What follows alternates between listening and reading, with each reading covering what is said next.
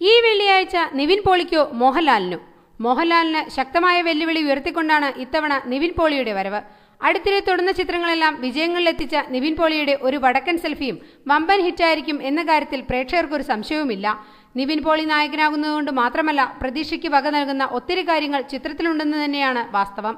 ഒരു വടക്കൻ selfie release ചെയ്യുന്ന ഈ മാർച്ച് 27 തന്നെയാണ് മോഹൻലാലിന്റെ എന്നും എപ്പോഴും തിയേറ്ററുകളിൽ എത്തുന്നതും. മലയാളി പ്രേക്ഷകർ ഏറെ പ്രതീക്ഷയോടെ കാത്തിരിക്കുന്ന കുടുംബചിത്രമാണ് സത്യൻ അന്തിക്കാട് സംവിധാനം ചെയ്യുന്ന എന്നും എപ്പോഴും. മഞ്ജു വാര്യരാണ് ചിത്രത്തിലെ നായിക. മഞ്ജുവിനായാലും മോഹൻലാലിനായാലും സത്യൻ അന്തിക്കാടിനായാലും എന്നും എപ്പോഴും വിജയിക്കുക എന്നത് ഇപ്പോൾ നിലനിൽപ്പിന്റെ പ്രശ്നമാണ്. വിനീതൻ പിള്ള എന്ന വനിതാ മാഗസിൻ സീനിയർ എഡിറ്റർ അഡ്വക്കേറ്റ് ദീപയെ അഭിമുഖം ചെയ്യാൻ ശ്രമിക്കുന്നതും പിന്നീട് നടക്കുന്ന രസകരമായ സംഭവങ്ങളുമാണ് എന്നും എപ്പോഴും എന്ന ചിത്രത്തിന്റെ കഥാതന്തു.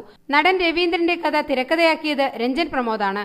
റീനു മാത്യു, ഇന്നസെന്റ്, ലെന, രഞ്ജി പണിക്കർ, ജാക്കബ് ഗ്രിഗറി തുടങ്ങിയ ഒരു വലിയ താരനിരയും ഈ ചിത്രത്തിലുണ്ട്.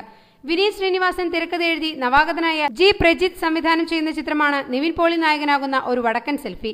ചിത്രത്തിന്റെ പോസ്റ്ററുകളും ട്രെയിലറുകളും പാട്ടും പ്രേക്ഷകരുടെ പ്രതീക്ഷയെ നിലനിർത്തുന്ന തരത്തിൽ തന്നെയാണ്. മഞ്ജിമ മോഹന്റെ തിരിച്ചുവരവ്, അജു വർഗീസ്, നിവിൻ പോളി കൂട്ടുകെട്ട്, അതിഥി താരമായി വിനീത്, അങ്ങനെ ഒത്തിരി പ്രത്യേകതകൾ അല്ലാതെയും ഈ ചിത്രത്തിനുണ്ട്. ഒരു വടക്കൻ സെൽഫിയുടെ ട്രെയിലറിനും പാട്ടുകൾക്കും ഒപ്പം തന്നെയാണ് എന്നും എപ്പോഴിന്റെയും ട്രെയിലറുകളും പാട്ടുകളും എത്തിയത്.